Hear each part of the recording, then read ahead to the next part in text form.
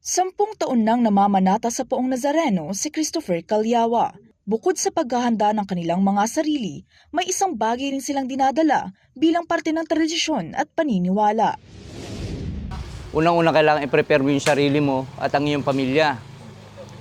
Unang-una kailangan di ka puyat, wala kang iniisip na kung ano-ano.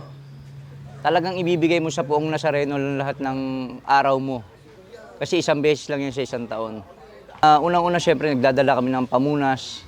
Kasi tradisyon yan paniniwala namin na pag pinunas namin kay mahal na Poong Nazareno, ay nakagagaling talaga.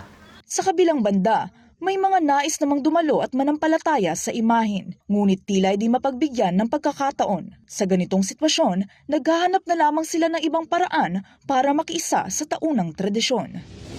Kaya lang, pagka ganito nga kasi, wala naman kasi maiiwan. Kasi ako nga ang inihabilinan na mag-alaga. Hindi, mag-aano lang ako sa cellphone. Manunod ako. Makakadaluman o hindi, ay talagang gumagawa ng paraan ang mga naniniwala sa Poon dahil sa malakas na pananalig na ito ay may dala umanong himala, kahit pa matinding hirap ang maging kaakibat ng nasabing panata. Pero kung ang devotion mo ay totoo, buo, kahit puro lalaki yan, bibigyan ka ng way ng Panginoon. Magkakaroon ng pagkakahimala, makakahawa ka sa tali, isasalang mo yung tinatawag na lubid, makakasalang at makakahawa ka sa Poon.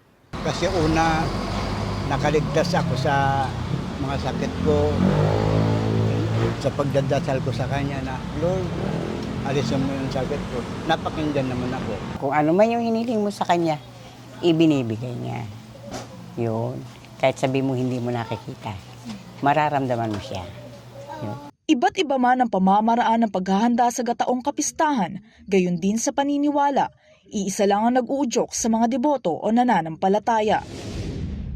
Yung importante sa lahat ng tao, makalimot ka na lang sa ibang bagay, wag lang sa Panginoon.